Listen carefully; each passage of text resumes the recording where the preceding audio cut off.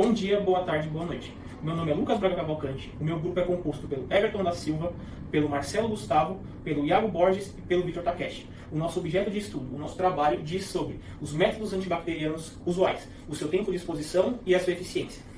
Como a gente chegou a pensar nesse experimento?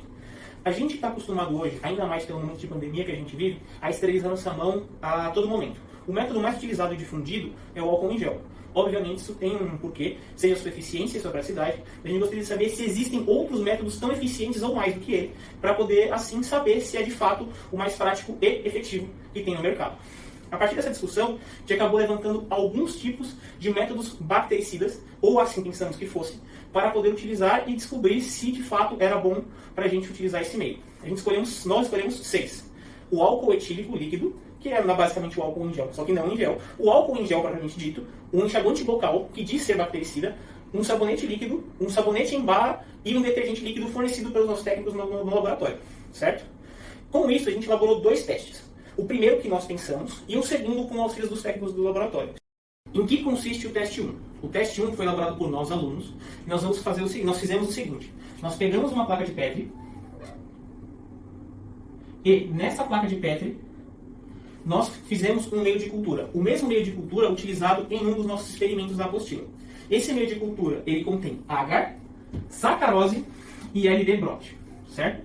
Então nós fizemos esse meio de cultura, colocamos na autoclave com a ajuda dos técnicos e depois despejamos ele na nossa placa de Petri.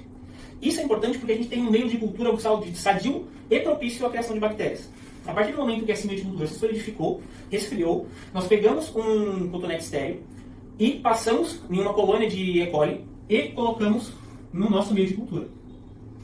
Certo? Nós fizemos isso daqui em 6 das nossas placas de Petri. Na realidade, nós fizemos 8 placas. 6 com métodos para serem usadas em métodos bactericidas, mais 2 de controle. Uma de controle a gente fez exatamente isso, mas no agar nós colocamos, aqui vou até colocar um azinho antibiótico, e uma nós fizemos sem nada, apenas o agar, sem nenhum tipo de E. coli. Essa que a gente fez com antibiótico, nós colocamos aqui de volta e esfregamos a E. coli. Nós deixamos na estufa por 5 dias. Depois desses 5 dias, nós pegamos e passamos nossos métodos bactericidas. O teste 1 foi com álcool líquido, o teste 2 com álcool em gel, o teste 3 com enxaguante bucal, o teste 4 com sabonete, o teste 5 com sabonete líquido e o teste 6 com detergente, certo? E a gente fez também um teste número 2.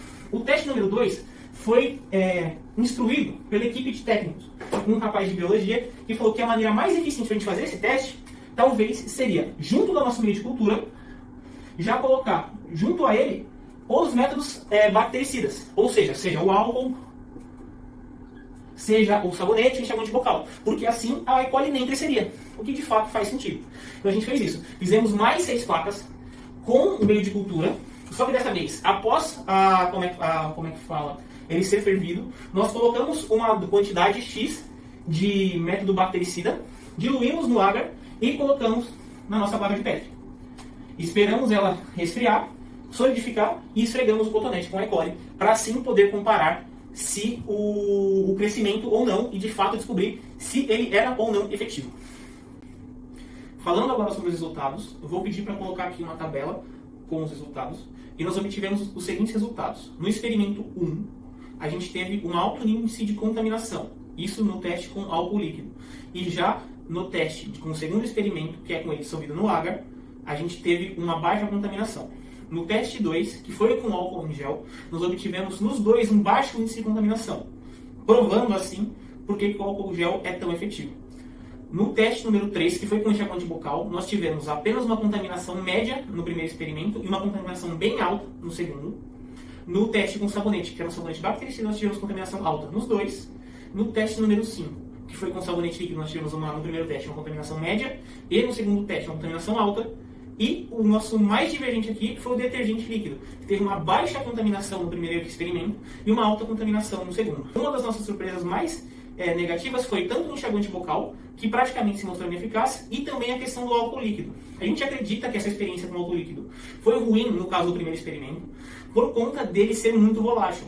Então, por se tratar de um álcool 30% sem emulsificante para tornar em gel, talvez ele tenha evaporado rápido demais e não deu tempo de matar a nossa bactéria. Bem, esses são os nossos experimentos, esses são os nossos resultados, e esse é o resultado do nosso grupo. Tchau, tchau.